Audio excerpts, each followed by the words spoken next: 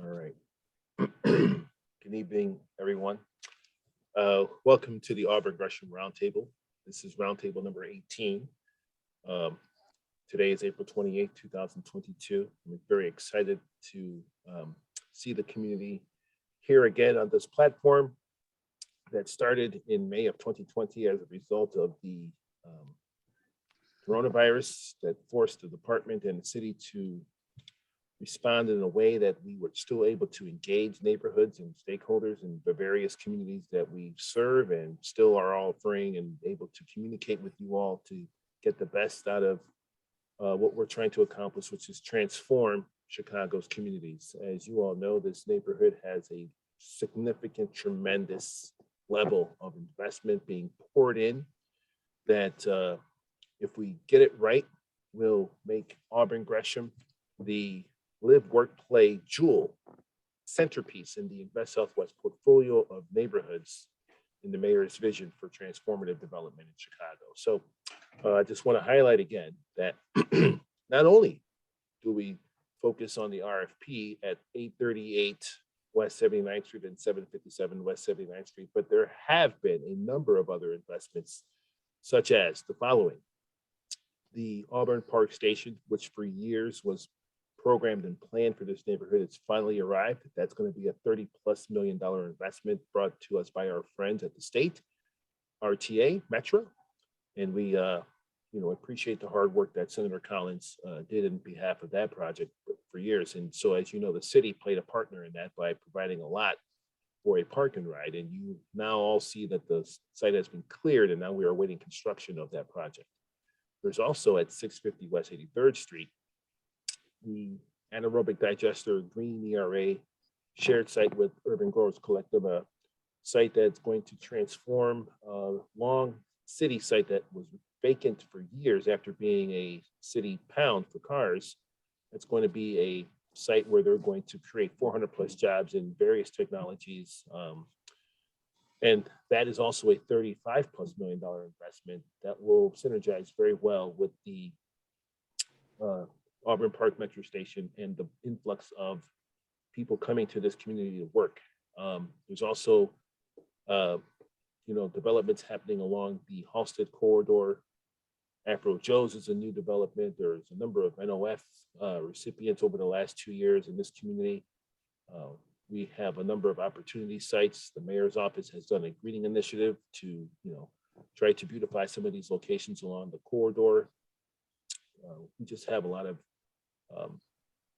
obviously the Healthy Lifestyle Hub, which is the jewel of the Nile, as it were. And we are so looking forward to the grand opening of that building. But that is a building that has a significant, nearly $20 million investment led to us by our partners at Greater Auburn Gresham Development Corporation, which is transforming this vacant building that has been a historic asset in the community along this corridor. And the city is a partner in that by not only subsidizing the new businesses coming to provide retail spaces, but we are also a financial funding partner in subsidizing some of the gap that was created in this budget for the building itself. And so we're actually very proud of this project. We're happy, and again, we are excited about the summer that comes down the street, that lies ahead. So we're very excited about the investments in this neighborhood, and we are looking forward to a new restaurant for Jerk Villa. We're looking forward to eradicating blight at some of our other locations, and we're just very excited about this Invest Southwest program, but also about the work that you all are doing in this neighborhood to elevate your voices and provide your input, and all the other things that are not quote unquote economic development related, such as what we just heard from Coach McGrath and the folks at Leo who are graduating yet another class of outstanding young men in this neighborhood who will go on to bigger and better things, and will be an example of leadership that comes from this neighborhood. So all that being said, I just say that always to remind you that this is a great neighborhood. This is always a glass half full neighborhood as far as I've considered it. And so you all have made my job very easy. So again, I thank you. Now let's talk about the agenda for this evening. Tonight, we're not going to be long. We're going to introduce some people here this evening. We're going to get an update on the Auburn Gresham apartment project. We have a guest this evening from CDOT, Jennifer Henry, as well as Chris Rowe from CTA, but we have some folks here that are going to present. And I'll let Jennifer, she'll grab the screen at her time to present, but she's going to be talking about developing a citywide framework plan on ongoing improvements. And so basically we want to know how the roundtables are going And then we'll have a very, very, very short, brief update that I'll provide for the planning study, and then we'll have some open discussion, and then we'll adjourn. So I don't anticipate us going past an hour this evening. And again, I'm very happy that you're all here. So with us this evening from our friends are Jennifer Henry from CDOT, the Chicago Department of Transportation. She's here this evening. I see Chris Rowe from the CTA. Obviously, we have our folks at GAGDC, our friends over there, Norma, Carlos, and Kaim, and others, Cheryl Johnson. But we're going to start with Auburn Gresham Apartments update. And in full transparency, the reason why we're providing you this update is because this project is now going to be heading to the legislative process. We're really excited, and I want to just give you all a big congratulations. I want to really congratulate the community because without your input, we would not be at this point now where we are at the juncture of going through the process to really get this memorialized. And, you guys really voiced your concern. We had a lot of input, a lot of engagement. In fact, you all sent us back to the drawing board. And we're very proud of the product that we have, that the final product that we have here that I want to show you, which is the representation of this project. So Dave Block from the development team is here. He will, join in if necessary, but this is the rendering of the project. And this is what it's going to look like. As you can see, this is site number 1 and site number 2. And this is the view of the street grid from west to east. And you can see in the context of the street here, you see the Healthy Lifestyle HUD building. You see the RFP site location. You see the site number 2 back here, and you see 79th Street right here. There's a bus going down. So this way you get an idea of the perspective of this product, this building, this 28 unit facility. And then over here we have building number 2, site 2, which has 30 units of affordable units at the exact 100% corner of 79th and Halsted. And on this context here, you see Ada Liquors, and you see the building on the north end of the street here. And then you see the rest of the retail down here. So this is, largely, again, in part due to your efforts to help us get it right. And so I just want to thank you. And I don't know, Dave Block, do you have anything to say? Oh, wait, before you jump in, let me just give you guys the timeline. So the Community Development Commission is the first step that we have to take this project to, and that meeting will be conducted on May 10th. And then shortly afterwards, we will go to the Chicago Plan Commission in the month of June before we go to City Council actually for an ordinance. But Dave, if you have anything to add to that, that'd be great for the folks to hear from you, the developers. So I'll let you say a few words. I know you want to thank the community. Thanks. As well. Thanks, Patrick. Not a whole lot to add. Giovanni Butler from our team is here. Giovanni, I don't know if you want to turn on your camera and say hi. Tori and Fred from Imagine Development. I don't think we're able to make it tonight, but we're all excited about this. We're committed to this, and I was looking back through the records. We started this process 16 months ago, something like that, 17 months ago. Mm-hmm. And looking through our files here, this one, particularly the one on the left, is actually the 8th iteration of the building design that took us here. So There was a lot of back and forth, more I think than I've had in almost any other neighborhood in Chicago on trying to get the design of this building right. And I think if folks remember, when we first responded to the Invest Southwest RFP, it was one building, a 5-story building on the original site one. A lot of concern about the scale and density of that. We came in with a different design, but still at that density, and a lot of people said no. So we went from a single site to a 2-site approach, and in the process taking on another vacant lot at a key intersection in this neighborhood. So that will be, newly redeveloped. But even after that process happened, there were a lot of versions of the design on the left.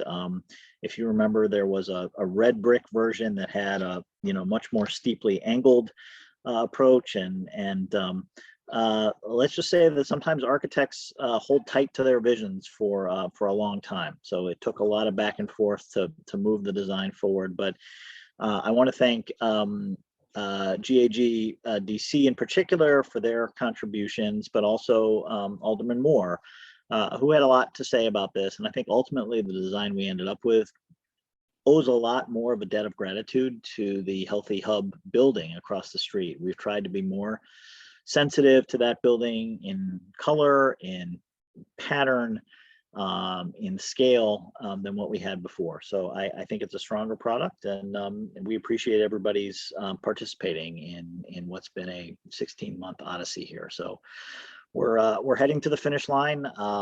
Everybody is hopeful that there will be shovels in the ground this fall, and so stay tuned. Stay tuned for that.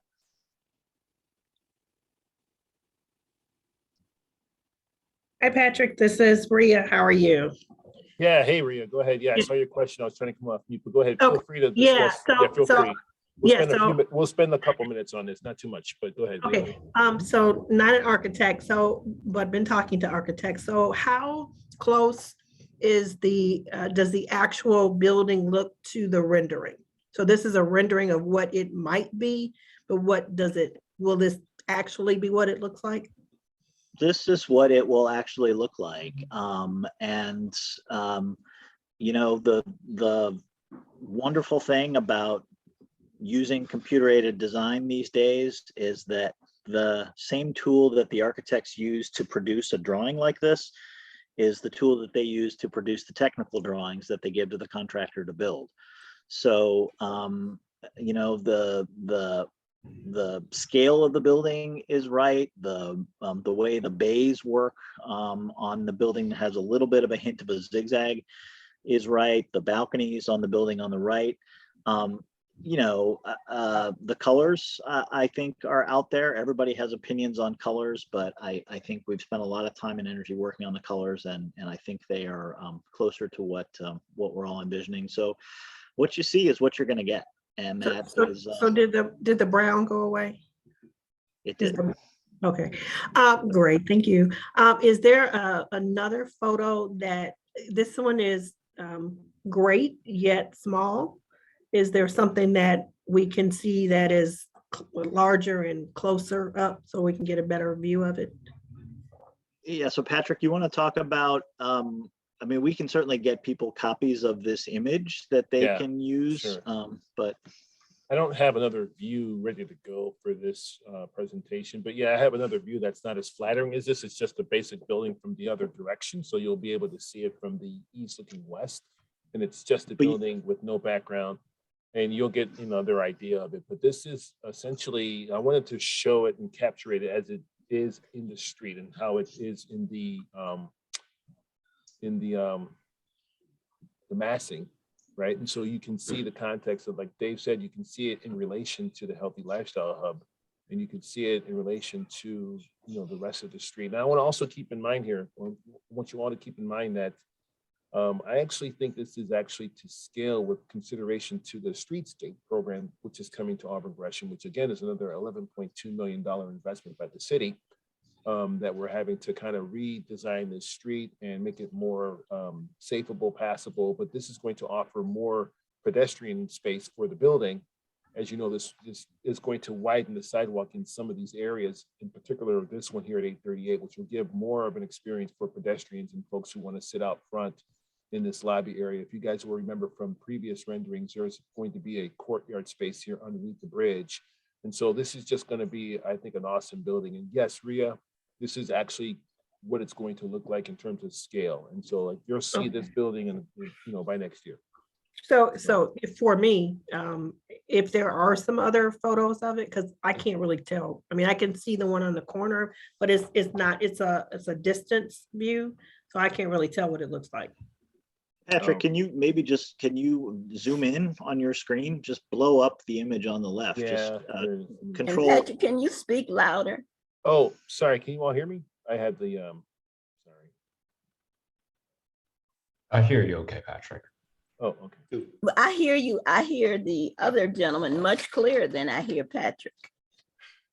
I'm just louder than he is. Okay, hold on. Let me pull up this image here, guys.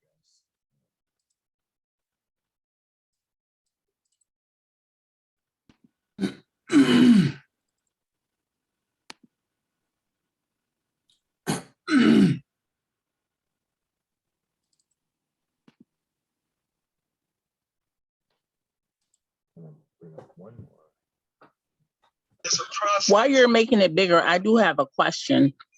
Did I see another building across from the 838 where the CVS store is located presently? Over that particular ANC. I need someone to mute their phone. That person came to Okay, yeah, thank you. Thank you for muting your phone. I'm sorry, who asked that question? Loretta. Oh, hey, what's up, CJ? What question did you have? Like down here, this is a CVS building here.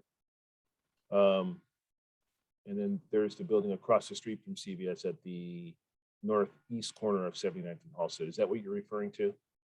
Correct. So I'm looking at this, the new building right here with the 28 units, correct? The light colored brick. Yes. So I'm looking at now a brown color brick. So is that the same building? Is that an extension of that building? Okay. Yes. Ria, is this a little bit better for you and others who also had wanted to see a little bit more bigger picture? It's a bit better. It is different from the last one we saw. Looks like we have beige now as opposed to green and white. Looks like the green and white is across the street. Is that correct? The green and white? I don't think we ever had So green and white except for the original rendering. Okay, well then the last rendering, it was white then. It was white and the other building was like a brown. Right. I think we haven't actually changed the building, the piece of the building that's on the left side of the screen. I think it's may just be the way the light is shown on this computer image, but we haven't changed the colors. It's more of it's a sort of a whitish gray. It's a very light gray color. Okay. The building that's the right part of this, and it is all one building, but as Patrick noted, there's this courtyard in the middle that's designed to line up with the front entrance of the Healthy Hub. So as you come out the front door of the Healthy Hub, you're looking into a courtyard that looks like it divides the building into two separate buildings, but it actually is all one. It's all one building with a pass-through underneath to parking in the back. And so, yeah, the brick color on the right piece of that building is a little bit more of a beige and a darker kind of almost a brown color in the window banding between the windows that you see there. And so that beige and that brown color are kind of alternating bands, kind of the way the light gray and the dark gray are alternating on the building on the left side. Okay, well, we don't have that all brown that was before or whatever it was. No, that was a big change, and the shape of the building changed. The angle of the parapet was sort of a big sticking point. There was a at the ground level there was a diagonal kind of a swoopy angle of brick. And that's still in the building. It's actually been turned onto the corner onto Green Street. So you'll still see it, but it's around the block on Green Street. So you don't see it in this picture. Now, and I won't belabor this, I know we want to move on. Are there any balconies on these two structures or just the structure across the street, kitty corner? So they're not true balconies, but if you see the woman standing in the window there, we have what are called Juliet balconies. So they're Got like they're half balconies. You can open a sliding door to go out there, but it's not like a balcony you step onto. Got it. Okay. Thank you so much. Are there any renderings for the back of the building and the side of the building relative to parking space and whatever designated space you have in the rear? They haven't been updated with this new design. We have some versions that still have the old image in there, but Right. um, It would be Yeah, and I don't- unjust to show you an outdated rendering that doesn't reflect the actual current design that we're moving forward with, Ms. Wilson. But if you remember from previous meetings and previous opportunities to see the building, you'll know that, yes, you're correct. The parking is in the rear. There's some space back there for, engagement in the back of the building. There's a grassy knoll area. And so like there are parking spaces. But yeah, we don't have an updated drawing of the back, but we'll have those plans for city council as we move forward. So I'm asking Parking because spaces I there, heard, Artine? I'm asking because I heard you say that you were at the legislative section now where you'll be going to the redevelopment and the Chicago Planning Commission. And I would think that it would be reasonable for the residents of the community to see the full scope of the building, to see what is being presented to those planning commissions prior to the actual presentation. well, yeah, tonight's meeting is a big step in being very transparent with you. Again, that meeting is May 10th. All public comments are invited. I will send the link to you when we get that link as this item gets cemented on the agenda. But yeah, the design team and the developer team has they have a couple more days of work on this to get the complete wraparound view. And then we'll have that in, we'll make that available.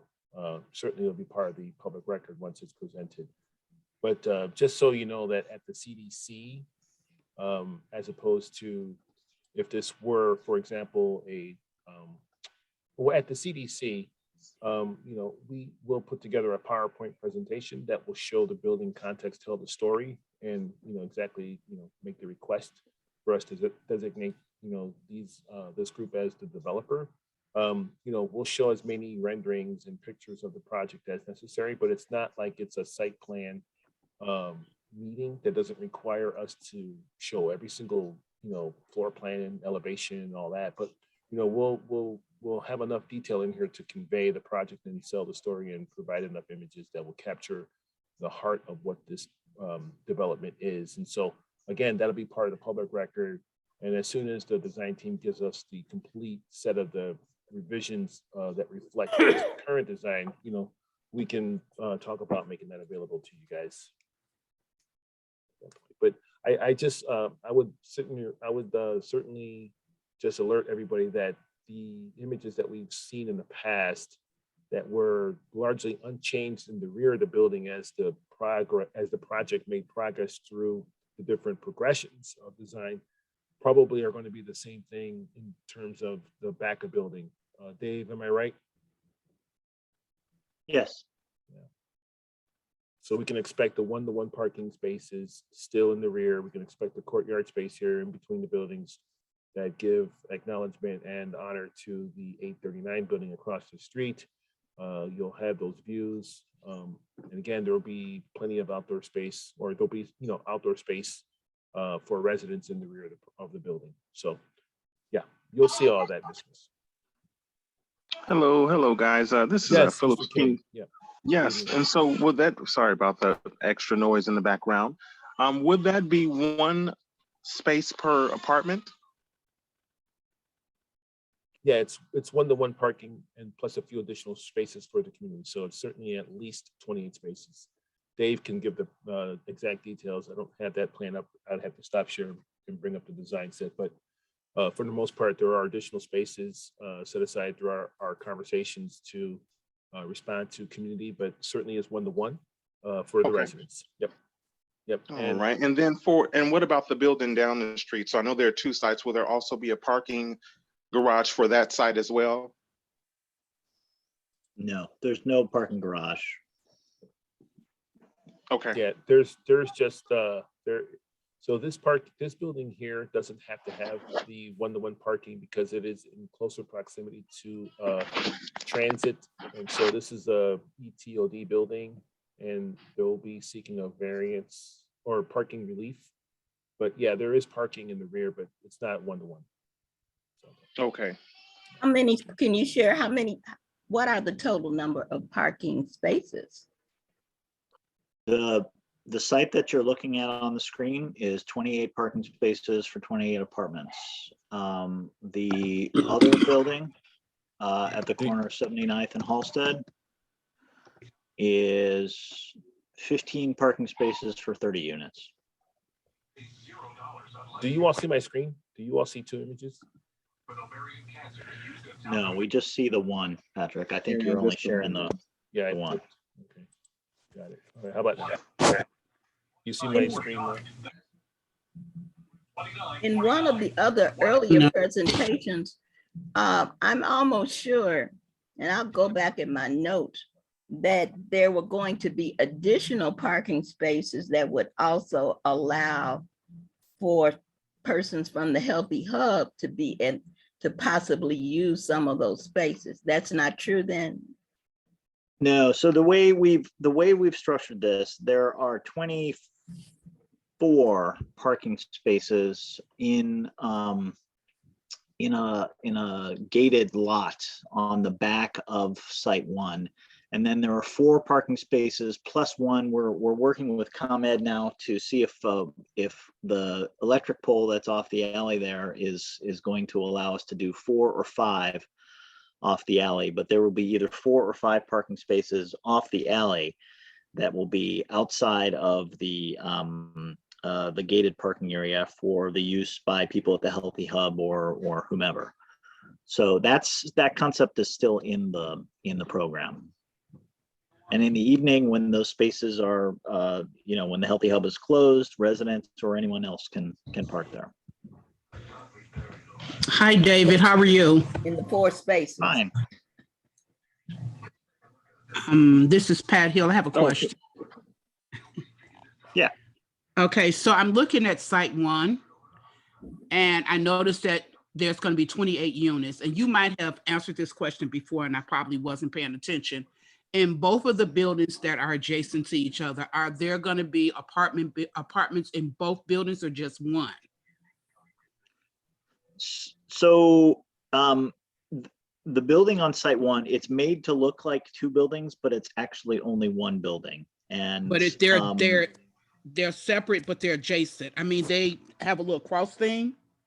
actually, there's a little bridge that connects them. Right. So there's only one set of elevators for the building. So when you go into the lobby, you go up to the 2nd or 3rd floor. If you live on the right side.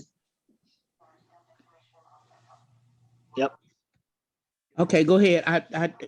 Okay, the If you bridge live on connects. if you live on the right side of the building, you're right by your units. If you live on the left side of the building, you have to cross the little bridge. And we have the laundry facilities are on the bridge, so it's kind of a gathering spot for people, or the front part of the bridge looks out onto the courtyard, so you can kind of see what's going on in there.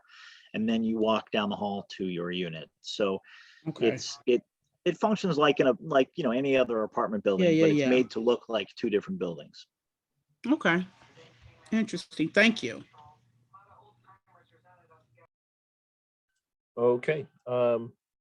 Thank you for your feedback. I think, for the most part, people are pleased with this, Dave, and community. I'm very excited about the next steps that we're going to take. And I look forward to, the next steps in the project's evolution towards City Council. And again, so the CDC will be held on May 10th. We'll plan to take this to the Plan Commission in June. And then City Council will be probably in June or July. So that's where we're heading now. We're really excited. And this is, you know, to a degree, this is what the community development looks like. Your voice matters and partnership in this process has really resulted in, I think, a win for all of us. And so I want to thank you all. Thanks, Dave. Thanks, Giovanni, and thank you, community. Before Dave leaves, can he speak again to these gathering areas that were outside in front of the building? He spoke to, what was that looking like? Is that behind the fenced area, or and you said something about a space where people can congregate? What was the vision there? Yeah, so the space between the two buildings on site one, the left, between the two pieces of the building, if you want, is designed to be a courtyard. And again, it's in line with the front entrance to the Healthy Hub building. It's going to have a lot of eyes on it. So a lot of all of the units, I think it's 4 or maybe even 6 units that face directly out onto that courtyard. So, you know, there won't be a lot of opportunity for people to hang out there and do stuff that they shouldn't be doing. But Tori Barrett and Fred Spencer are our partners in this project from Imagine Development Group, and they are working with the restaurant group, the Supper Club, to bring a new restaurant to that space, which is why you see in the rendering, it talks about the supper restaurant there. And so that on a nice day, there will be tables for that restaurant that are out in that courtyard. So, you know, an opportunity to eat outside and go there. And then, you know, in the winter, there'll be some landscaping there so that it's still an attractive place. And it's a place to walk through to get to the parking in the back.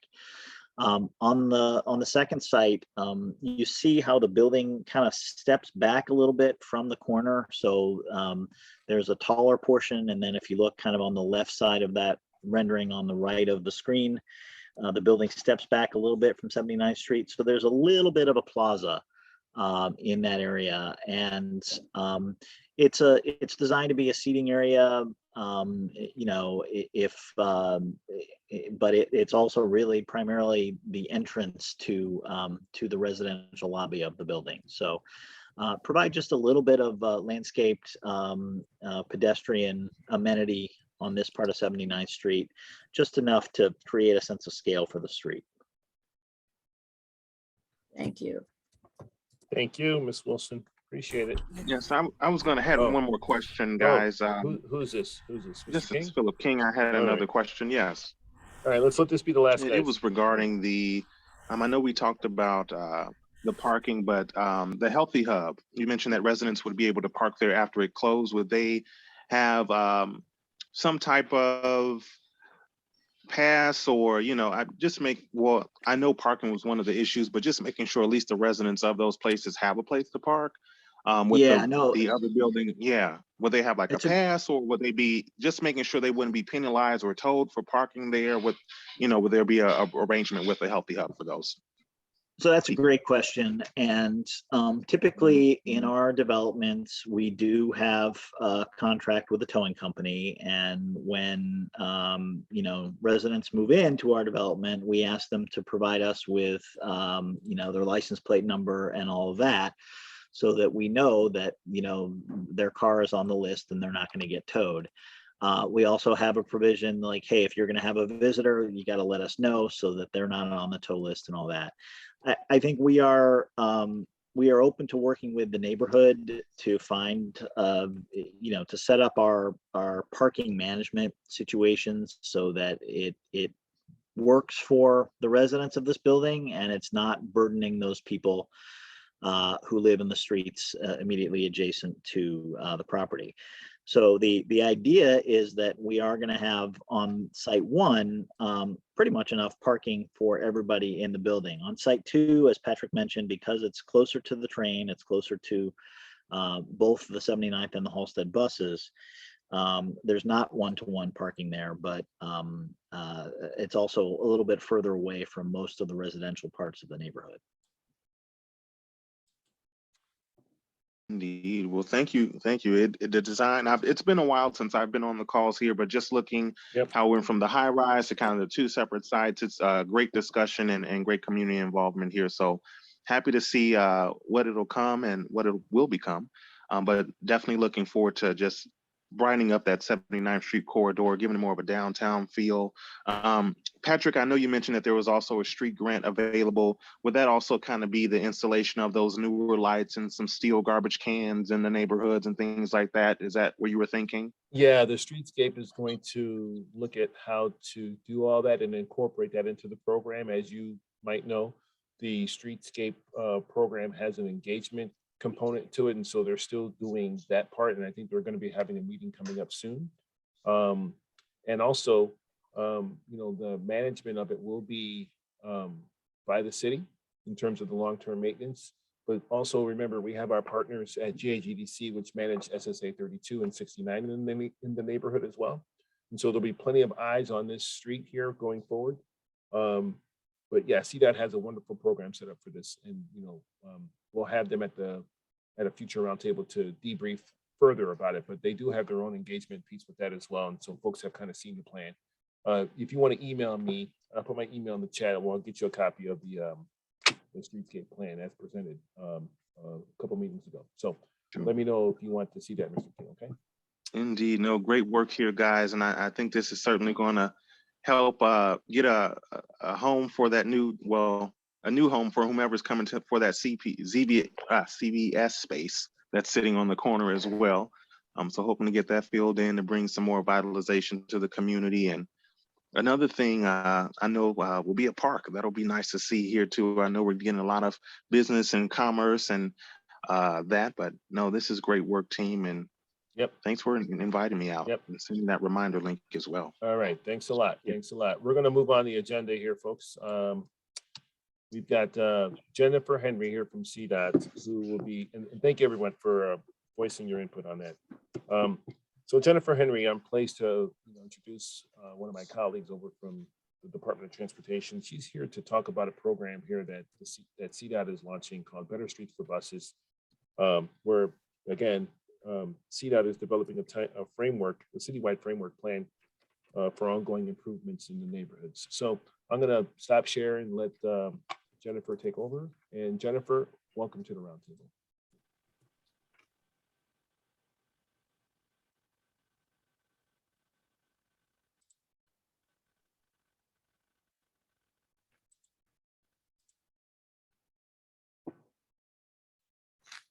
Okay, you're a co-host now.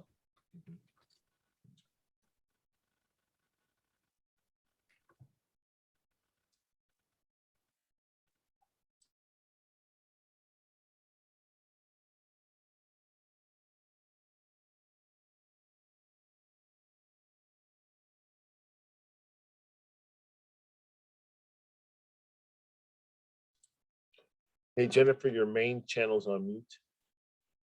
Let me unmute you, see if that works. Yes. Oh, here, sorry, do that again. All right. Unmute that. Now, can you hear me? Yep, we can hear you perfectly. The problem is I'm getting an echo now. All right, I'm going to switch off phone. No, we hear you fine. We hear you fine.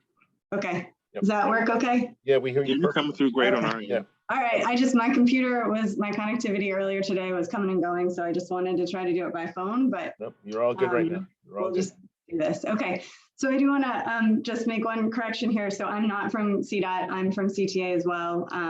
But it's a happy mistake to make because this is very much a joint CTA-CDOT project. So I'm Jennifer Henry. I'm in the strategic planning department at CTA. I focus on bus primarily, and I wanted my colleague Chris to introduce himself too before I just jump into this deck. All right. Hi, guys. Chris Rowe. Sorry, I had a little feedback. Chris Rowe, I am with CTA. I do government and community relations with CTA. So anything you will need to reach out to an automatic office or anything like that, I'm here to help with this project as needed. Thanks, Chris. And thank you all for spending your evening with us, listening to projects like this. I'll try to be pretty concise and then save some time for questions at the end. Why can't I advance my deck? That's the question. There we go. Okay. So CTA and CDOT are the main message here is that CTA and CDOT are launching a citywide public engagement process to help shape what we're calling a Better Streets for Buses plan that would represent consensus about where to focus bus priority treatments. And the two main components of that plan would be a network of streets that we would target for bus focused street improvements. And sorry, I need to move stuff around here so I can actually see my slides. And a proposed toolbox of street treatments to consider as bus priority solutions. And I'll tell you a little bit more about that later. Oh my goodness. So what this plan is not, just to clarify, is not a detailed plan of what would go on every street, right? It's trying to, it really is a framework plan. And it's something that CTA and CDOT really could use, right? To sort of like lay the groundwork for ongoing improvements of where to focus, because we have a lot of bus routes out there. There's a lot of streets out there. So we want to sort of get the public's input on which streets might be the best ones and which tools people like. But this plan is not going to take on the work of assigning or making specific designs of what would go where. That would be left to like later project development. So why are we doing this project? Why do a project purely focused on bus? There's a lot of reasons that buses can bring benefits or do bring benefits. One of them is that bus is uniquely important to equity goals in the city of Chicago. It has broader geographic access or geographic coverage and greater ADA access than rail. And just to pause on that geographic access, on the map on the left there shows census data about people who commute by bus versus rail. And you can see that the rail system the use is very concentrated up on the north side, and that the bus has just this sort of like spread throughout. There is, a lot of those dots on the south side are Metro. They're not CTA. You guys know where the CTA rail lines so you can probably figure out which are which. But I think it just speaks to the sort of broad geographic coverage that CTA bus has.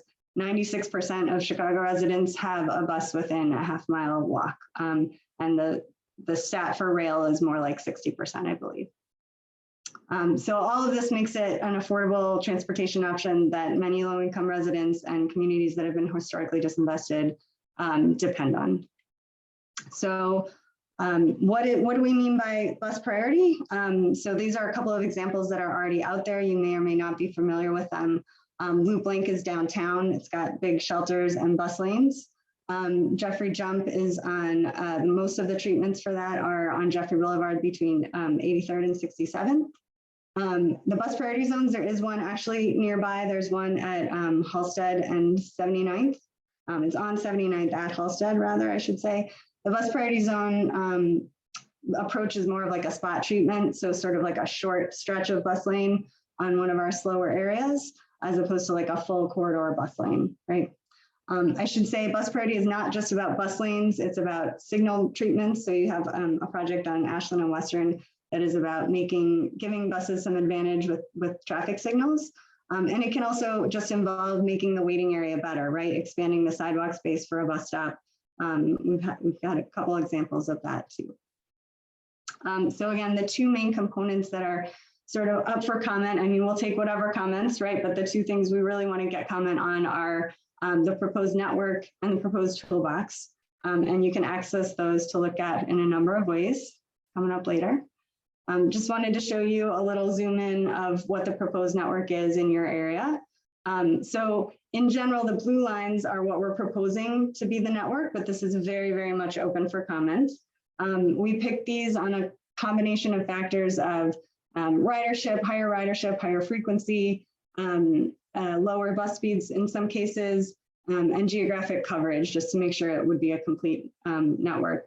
And it looks like a lot, right? But it's just over half of our bus route miles there. So maybe the final network will get much smaller, maybe it'll stay around the same. It could change in any number of ways. And this is just the list if you like things in list form better. And I just wanted to highlight the ones that are in your community.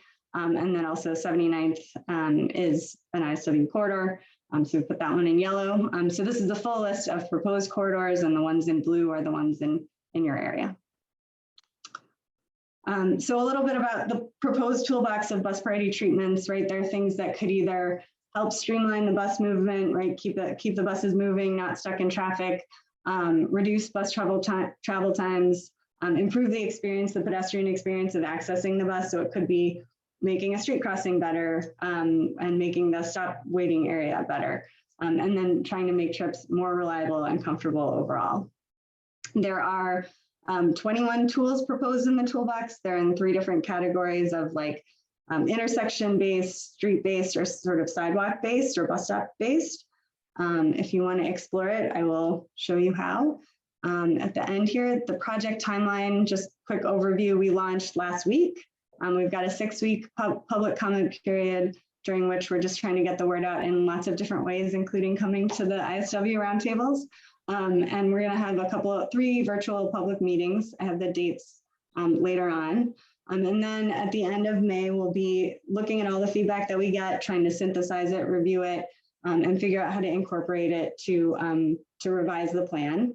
And we'll do some degree of public or follow-up public outreach to sort of explain how the plan has changed. And then it would be finalized sometime towards the end of the year.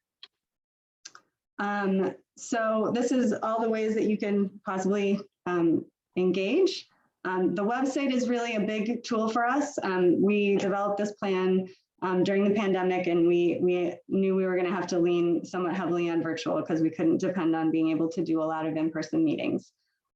So we've spent a fair amount of resources making it pretty easy, hopefully easy to interact with and give really specific feedback. And I'll show you more on that in a second.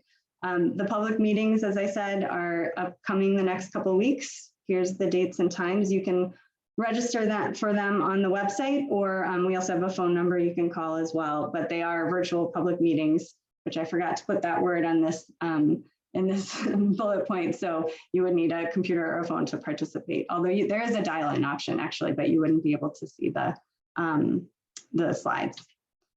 Our phone number, our project phone number, you can text or call. If you call in, it asks you a couple of specific questions, but you can leave whatever feedback you'd like. We also have an email address. We also have paper comment cards that are available at all Chicago public libraries, and also at Alderman's office, although they may not have a stack printed, but they should have it available electronically to print if needed. So just help spread the word through your networks is really the other way that you can help get engagement broadly. And then just highlighting that the public comment period is at the end of the month of May. So one more minute on our website just to explain a little bit. So we have 2 different interactive maps where you can drop pins saying, I think this bus route is important, I think this bus corridor is important, or I really don't think this street should be in your network for bus priority. There's a second map that has some other sort of tell us more about your neighborhood pins. So you could say, I feel unsafe crossing the street here, or I want a bus shelter here, or the bus is always delayed here. You can also just fill in your own. It's got an other option where you can fill in your own. There's a survey and there's a little video that sort of tries to explain the project concisely with catchy music as well. And I think, oh, Patrick, don't let me forget, I'm supposed to also give information about the South Halsted corridor. Yes, meeting. please. Yes, I don't have a slide on that. I'll pause there. I feel like there is some other point I really wanted to make that I've forgotten, but it'll probably come to me. Any questions? I haven't been looking at the chat at all. Patrick, can you help me so far the chat is not about this particular transportation project that you guys are talking about. Patrick, I did add one thing. Oh, did you? Go ahead, Norma, please. Yeah, if the survey has a link that we can use in other forums, we can try to get as much feedback as we can during May. Kaim's email and my emails in the chat. Okay, I'll get your email out of there. Yeah. The survey exists on that website, but there's a more direct link that we can send. The comment card that we have that's paper. We can also email that to you as an attachment. That's sort of like the thing that we made that could be the quicker, more sort of hard copy in-person thing. It doesn't have as many questions as the survey, but it's easier to administer in hard copy. So I'll get you both those things. Thank you. Yeah, does anybody else have any questions for CTA? Jennifer and or Chris are here to provide context. Anybody? Yes, Patrick, I wanted to ask, at the end of the meeting, are we going to receive sort of a contact list for all of the participants? Because it would be great if there are questions or comments that we have that may come up after the meeting that we can send over to you or any participant. So I'll say this. My email is in the chat, so please jot that down if you don't already have it. If you have questions for any of the presenters this evening, please email me those questions and I'll be the clearinghouse for that, so I can send it out to our presenters, with respect to their particular areas of question and concern that you have. So just send them to me and I'll cycle them out. But Jennifer, please feel free, if you want folks to reach you directly, put your stuff in the chat. You too, Chris, if you guys want to. And also, I will remind you all that in a couple of days, once we can download this from the cloud, we will upload this to our YouTube page and our website, so you guys will be able to review this broadcast at your leisure, so you can go over what was presented this evening. Does that sound good, Mr. Coleman?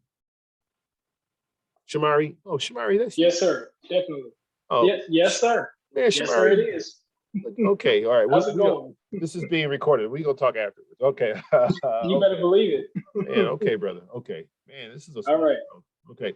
I did have a question. CJ, I was coming to you next, CJ. Okay, go ahead. Thank you. So, with regards to the bus routes, will there be no parking on the streets? Pretty much like how downtown is? No,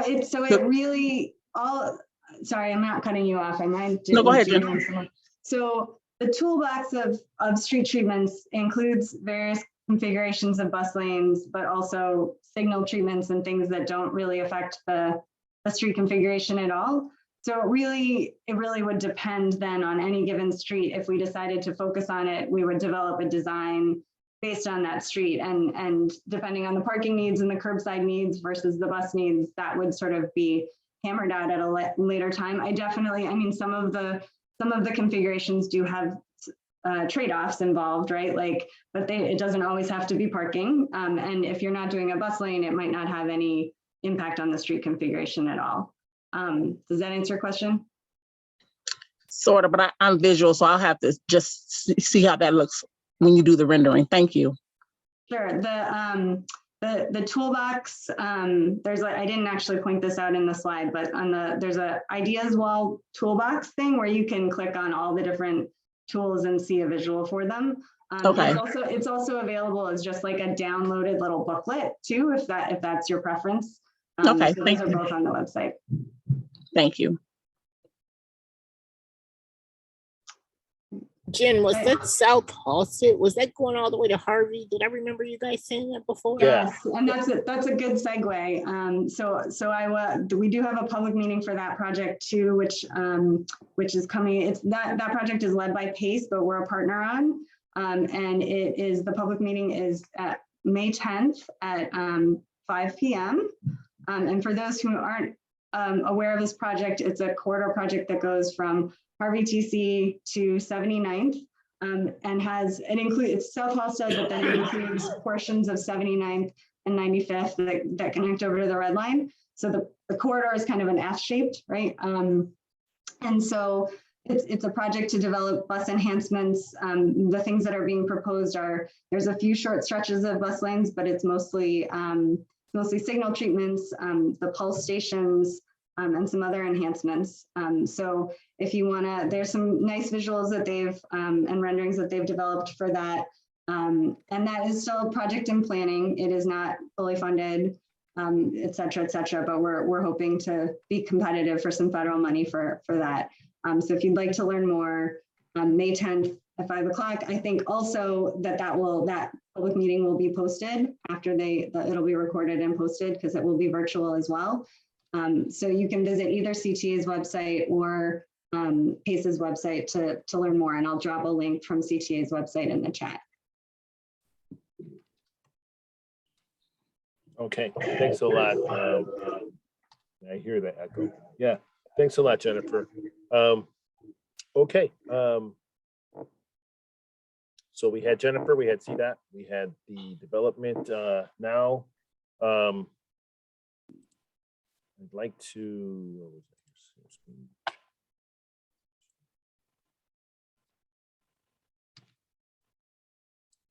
all right, so do we have any community updates from either the 17th Ward or the 21st Ward office? I saw Chief of Staff Carla Glover here representing the 21st Ward and Alderman Howard Brookins. Do you have any announcements to make, Carla?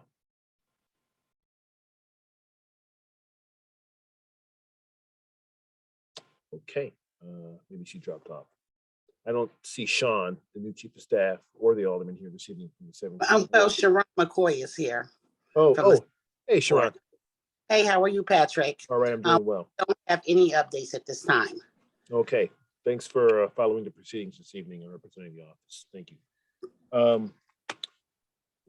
GAGDC, Carlos, Norma, Kaim, do you have any announcements you want to share with the community here before we log off? You know, I will just say this and then pass it over to Norma and Mr. Anderson. So actually, Carla in the 21st Ward, they are having a Starbucks soft opening at 95th and Ashland. And as you know, that is part of SSA number 69, which extends from 80th and Ashland down to 95th and Ashland. So there's a new Starbucks opening up in the outlot of the Jewel in 95th and Ashland, a soft opening on Monday at 10 a.m. And then there was a really important statement that was made regarding the speed of the traffic along West 79th Street. I can only speak to West 79th because that's where it's been all my life, most of my life. And so that is a huge issue. There's so many, collisions,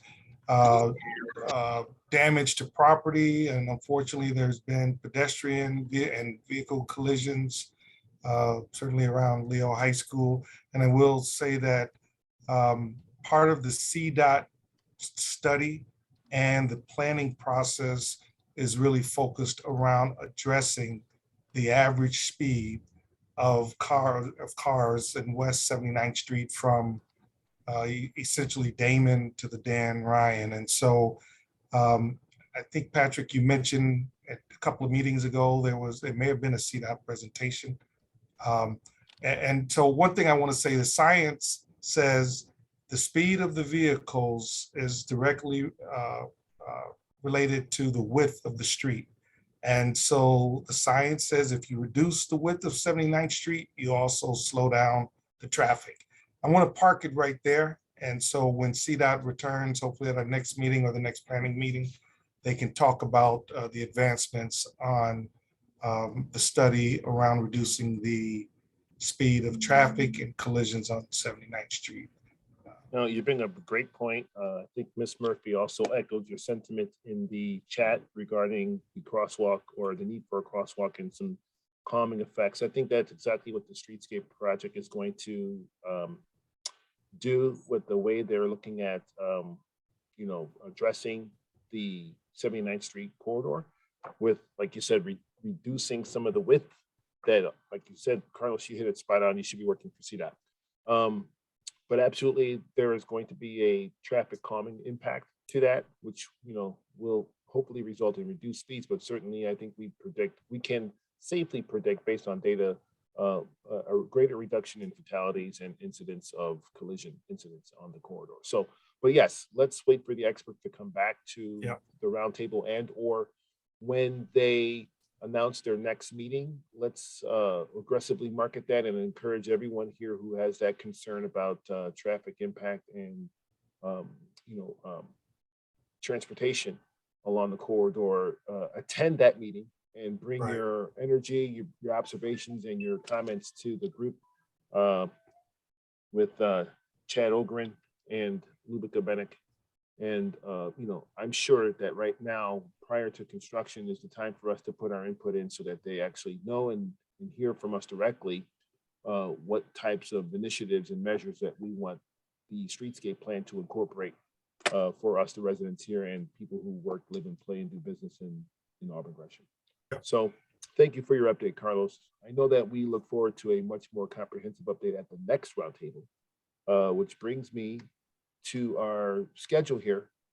Typically, as you guys know, we try to conduct these meetings on the last Thursday of each month to give us maximum time for throughout the month to bring you a very good report about what we're doing at community and or at the city. But I understand that, in May, we have a holiday coming up. And so if holiday travel is impacted by May 26th, we will try to move that roundtable to June 2nd, right? And then also June 30th will be another tentative date for the June meeting. So we may have 2 meetings in June should the 26th become an instant holiday travel weekend for most of the folks and those who we anticipate presenting. So we will socialize these dates with the Alderman's office, confirm what is likely, less likely, highly likely, most likely. And then we will announce, obviously, through the usual channel, an email blast of the next date. And then please, this time, because it's the holiday, if there's impact to you and your schedule, please let me know. And then we could, look for the plan B. So I want to make sure that I respect you all in the holiday. I know it's a travel time for us and, folks to gather with family, et cetera, and, throughout the country, what have you. So, okay, hearing nothing else. It's been a great meeting.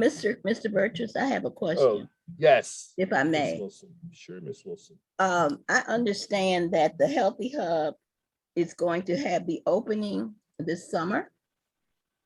Is that correct, Mr. Nelson? So can we have some dates as to the projected soft opening or whatever? And can you give us some numbers relative to employees, number of employees that may be working at the site, the number of clients that the University of Illinois Medical Services, hope to see or have targeted to see? What are we looking at in terms of additional actors coming into the community, but to get the most needed services? But we need to know something about numbers. And I have a question. I was wondering, I don't know, maybe this for CTA, has anybody identified space for parking for the tenants and the visitors for 839?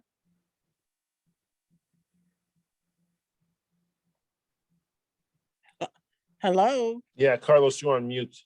Both of these questions are directed at Carlos, so I'll let you answer. I know you're on mute right now. So, Sorry, can you repeat that, Cheryl?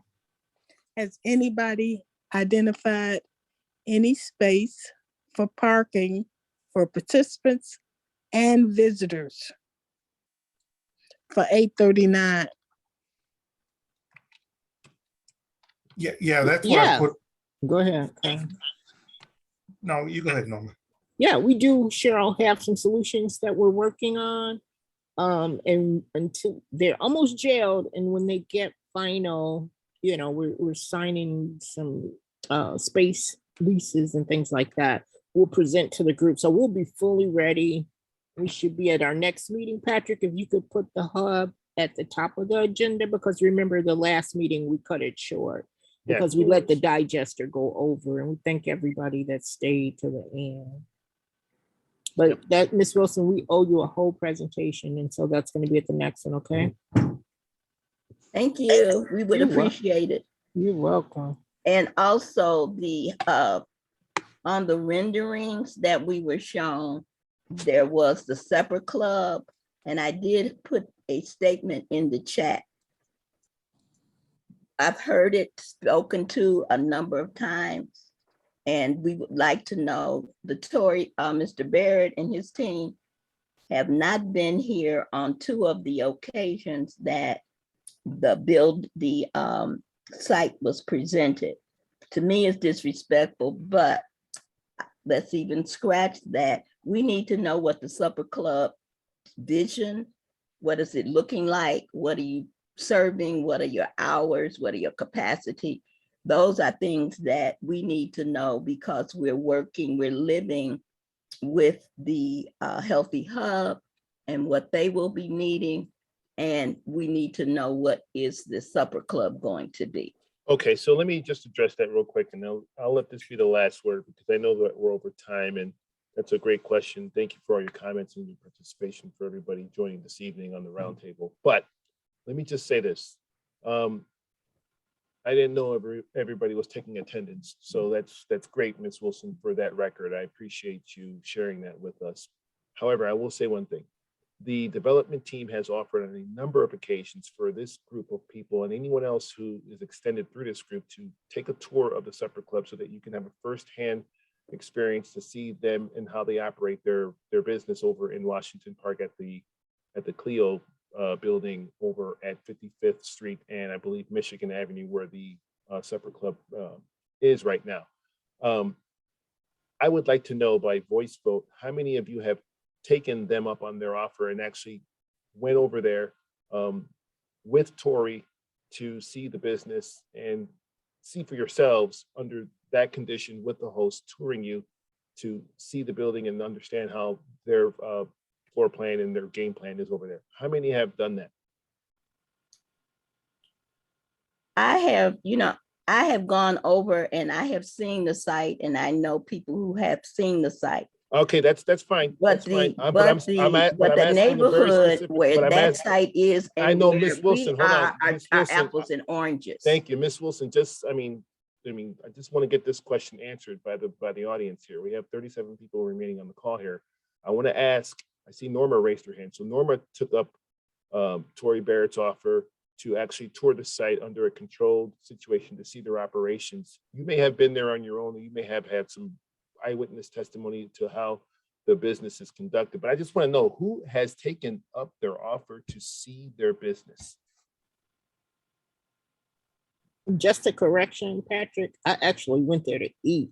I didn't take a tour of the business. Okay, so then I wanted to see it like during normal hours. I also I also went and didn't go in one time too, just show to see me how in the traffic minutes when flow. that occurred.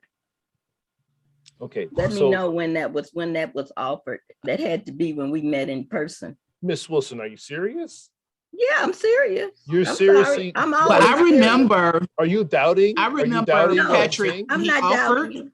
Well, you're asking for verification by show of record. I'm not going to go through the records and nothing pull wrong up the with that. transcripts. I can't produce them for you right now, but I think after I don't know how many months we've been doing this roundtable. This, as you know, is the 18th meeting. Plus, we had 3 in-person meetings, a couple of visioning sessions. We've met over 20-something times. Yeah. I would hope that right now I have enough credibility on this platform that if I say something, it's solid, 100% solid gold. So again, has anyone taken them up on their offer? Because I think that is what the development team has been willing to do so that we can maybe demystify or confirm your assertions about how this business is run and what you think it's going to have in terms of impact on 79th Street over here in this community. And I would encourage you still to take him up on an offer, which I know is still being extended to this group and others in the community who want to have an idea of what the supper club is. Now, I'm not saying that your visits to the club don't matter if you've gone on your own or you've driven past the facility and you've seen people out there, dining and restauranting. I'm just saying when they've made the direct appeal to you to see their business, no one has taken them up on their offer. But here we are again, still predicting the worst case scenarios for something that's not even in the ground yet. And I just want to caution you that if we continue to put up the sky is falling scenario, we'll never get what we think we deserve in communities because we are already programming ourselves to be ready for failure. And if we well, Patrick, we I learn- wouldn't say we're setting it up for failure. I think it's just, community residents being concerned around 79th Street. It has always been a hot spot, hot. And so when you talk about, restaurants, people coming to sit out there, and of course you can go and see how another location may, operate, but it may be different on that 79th and Halsted corridor. We've got, empty lots over there right now. And I think it's just, to your point, we've got to give it a chance. We've got to allow some seeds to plant so, the community can start growing. But, I think it's not more so how it's going to run, but it's just, once he gets in there, what's the plan? Probably, making sure it doesn't turn into a negative thing or something that winds up on the news, you know what I mean? But again, the community has to give it a chance. The renderings here are beautiful. It would Really love do. that facelift coming, to the community will be awesome. And Amazon Fresh or Mariano's will be amazing to give it that Beverly, Oaklawn, Hyde Park type of feel. The community's in need of it. But we also need, grocery stores and parking. I know it's going to be big. Security's going to be big. We just, we have to allow the community and the people of our community to take part in that. But we, anyone who's looking to get in, or if we already know they're coming, it would be helpful if they're, on the calls and helping to, do some cleanup of the neighborhood, because in order for their businesses to be successful, they'll have to be engaged with the community as well and making sure that they're a part of the solution and not the problem coming in. Well, I Oh, Patrick, who's that? Who is that? this is Pat, Oh, hey, Pat. Pat Hill. Mhm. So I do remember Tori extending the offer, and I am guilty as being one of those that have not taken him up on that offer. So what I'm going to do is I'm actually going to send him a text message or email him and ask him if he could probably maybe give you the information on a good day that a group of us can go and have a tour. I mean, I'm open to it. I'm open to having a supper club there. I think it's a great idea. I've heard great things about the supper club. I actually would love to see it in person. So I'm actually going to take him up on that offer, and I'm just going to send him a text or email, ask him to get with you, get some dates together that we can choose to, as a group, go and take a tour and just see what it is. I'm not afraid of the location. It's on 55th Street. It's not that bad. I mean, we got to come out of that spirit of fear. Yes, so I'm open to it. I'm definitely open to it. Then let me clarify this before we stop my position. I am not a person who's afraid, because I live off of the 7-9 and have lived here. So I can't be afraid and live here and don't intend to move. Number two, I am speaking about what is going on in conjunction with the totality of the developments. It is not just the supper club. It is the persons who will be coming in for services at the Healthy Hub. It is the persons who will be living in the community, who will be living at the new construction. All of these people will require parking. I can look today, and because I live right at the Healthy Hub today, someone was coming in, some guys were coming in to do some work. They parked their cars in my block, and they were going to the Healthy Hub, to which there is parking. Now, I know that when people come for medical services, they are brought by persons, and they are going to be looking for someplace to park. I know that when the University of Illinois persons, employees, and I understand what Norma was sharing with us, but I do know what has happened. I'm saying, if we're going to have PAC actors coming in to get services all day, I believe they will probably start at 8 in the morning for the medical services to 8 in the evening. And then you have a supper club that is going to be an evening establishment. There is not enough parking. The parking issue is a problem. That is what I'm speaking to. Amen. And I'm not afraid, but I do know what has happened to other restaurants. Location. 55th Street does not have the kinds of dense residency that we have here over in Auburn Gresham. The club and its location, it's different. Location, location, location. Thank you.